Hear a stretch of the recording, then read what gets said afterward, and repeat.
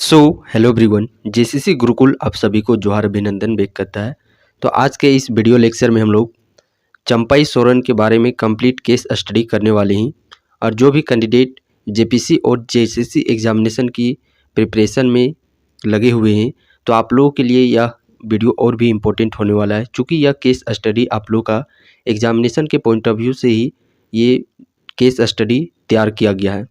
सबसे पहले यदि हम लोग बात करते हैं चंपाई सोरेन की, तो चंपाई सोरेन जो कि वर्तमान झारखंड के 7th मुख्यमंत्री के तौर पर आप लोग को ये नज़र आ रहे हैं, और ये भी आप लोग का व्यक्तिगत रूप में।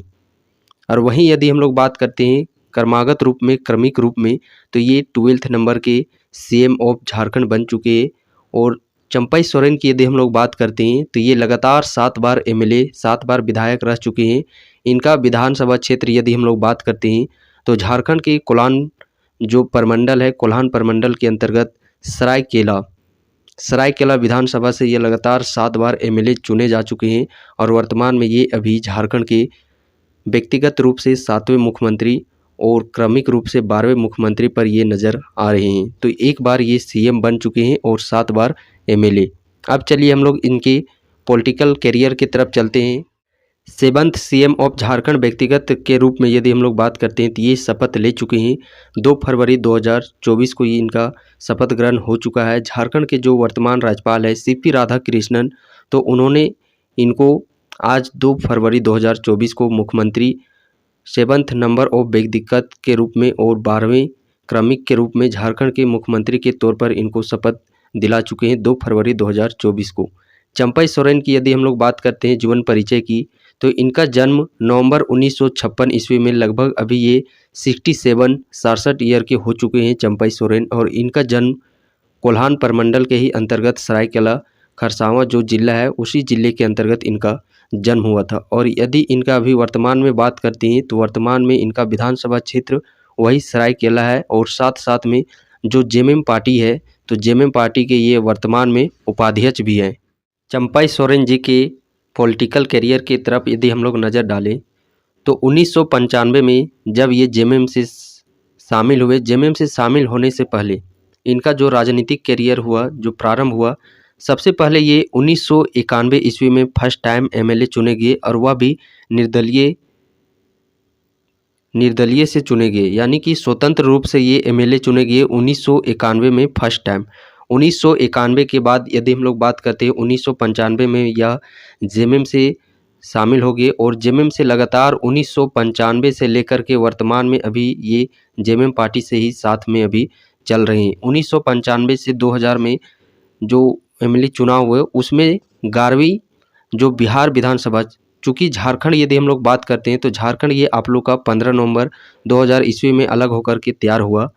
तो उससे पहले 1995 से 2000 के बीच में, और ये बिहार का ही हिस्सा हुआ करता था, तो उस समय बिहार विधानसभा जो कि 11वीं बिहार विधानसभा चुनाव था, तो उसमें सबसे पहले जेएमएम पार्टी से 1995 से 2000 ईस्वी के बीच में यदि चंपाई सोरेन की सबसे पहले बात करते हैं, जब ये जेएमएम में शामिल नहीं हुए तो सबसे पहले ये निर्दलीय एमएलए चुने गए स्वतंत्र रूप से 1991 ईस्वी में। उसके बाद इन्होंने जेएमएम पार्टी का समर्थन किया और 1995 से 2000 ईस्वी के बीच में 11वीं बिहार विधानसभा में सरायकेला से विधायक बने। फिर लगातार ये कारवां चलता रहा। 2005 जब चुनाव हुआ तो 2005 से 9 के बीच में ये द्वितीय झारखंड विधानसभा में सरायकेला से ये विधायक चुने गए। 2009 के बाद 2009 में चुनाव हुआ, जो 2009 से 14 के बीच में फिर ये विधायक चुने गए, और ये तीसरी झारखंड विधानसभा चुनाव थी जिसमें कि फिर से पुनः सरायकेला से ये विधायक चुने गए।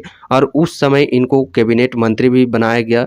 कैबिनेट मंत्री कौन सा क्षेत्र था, तो विज्ञान और प्रौद्योगिकी, श्रम और आवास, जो कि इस पद पर ये कैबिनेट मंत्री के रूप में रहे 11 सितंबर 2010 से लेकर के 18 जनवरी 2013 के बीच में। उसी दौरान फिर से यदि हम लोग बात करते 2013 में ही जब वो पद इनसे विज्ञान और प्रौद्योगिकी, श्रम और आवास विभाग से हटा करके इन्हें फिर कैबिनेट मंत्री एक खाद्य एवं नागरिक आपूर्ति परिवहन विभाग इन्हें सौंप दिया गया। इस पद पर 13 जनवरी 2013 से लेकर के 28 दिसंबर 2014 के बीच इस पद पर रहे कैबिनेट मंत्री के बाद। फिर पुनः 2014 में जब चुनाव हुआ तो 2014 से 19 के बीच में फिर से ये पुनः सरायकेला से विधायक चुने गए और इस समय इनको किसी तरह का कोई भी कैबिनेट मंत्री नहीं सौंपा गया। बट फिर ये कारवा आप लोग का चलता रहा और वर्ष आ गया 2019 का। 2019 में जब विधानसभा चुनाव हुई तो 2019 से 24 जो कि वर्तमान अभी विधानसभा चली रही है, 5वीं झारखंड विधानसभा, तो इसमें भी इनको जो कि सरायकेला से ही फिर से इन्हें विधायक बनने का सौभाग्य प्राप्त हुआ और ये फिर से यहाँ पे 2019 के विधानसभा चुनाव में झारखंड के इस बार ये 7वीं बार, लगातार 7 बार यहाँ से विधायक चुने गए सरायकेला से और फिर से वर्तमान में जो 5वीं झारखंड विधानसभा थी इन्हें कैबिनेट मंत्री में सौंपा गया और ये वर्तमान कैबिनेट मंत्री हैं परिवहन, अनुसूचित जाति एवं पिछड़ा वर्ग कल्याण विभाग।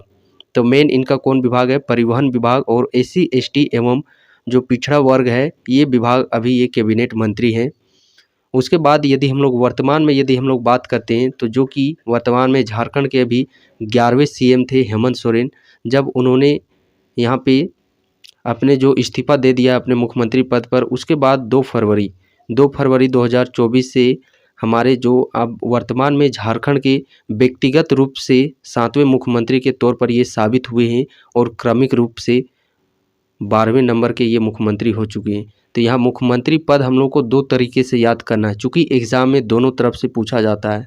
वहाँ पे क्लियरेंस ऐसे आप लोग को क्वेश्चन में किया रहेगा। तो ये अब आप लोग के ऊपर जिम्मेदारी बनती है कि आप लोग ठीक से पढ़ें, चूँकि 7वें और 12वें में काफ़ी यहाँ पे कैंडिडेट का यहाँ पे कन्फ्यूज़न होगा। तो याद रखिएगा, व्यक्तिगत रूप से 7वें मुख्यमंत्री और क्रमिक रूप से 12वें नंबर के ये मुख्यमंत्री बन चुके हैं झारखंड के वर्तमान में। कौन? चंपई सोरेन। और इसके रिगार्डिंग यदि आप लोग को और भी कुछ जानकारी यदि आप लोग को लगता है कि जो कि इस वीडियो में नहीं बताया गया है, तो यदि आप लोग को पता है तो निश्चिंत है कि आप लोग कमेंट सेक्शन में उस इन्फॉर्मेशन को आप साझा कीजिए, ताकि और भी कैंडिडेट को वहाँ से इनके बारे में इन्फॉर्मेशन जो कि आने वाले एग्जामिनेशन में पूछे जा सकते हैं, ताकि कैंडिडेट को वहाँ पे हेल्प मिल सके। बाकी ये जो आप लोग का चंपई सोरेन के रिगार्डिंग जो biography of Champai Soren case study, जिसमें इन्फॉर्मेशन आप लोग के समक्ष जो साझा की गई, ये कैसा लगा, सो उसका भी फीडबैक आप लोग ज़रूर कमेंट सेक्शन में देना ना भूलें।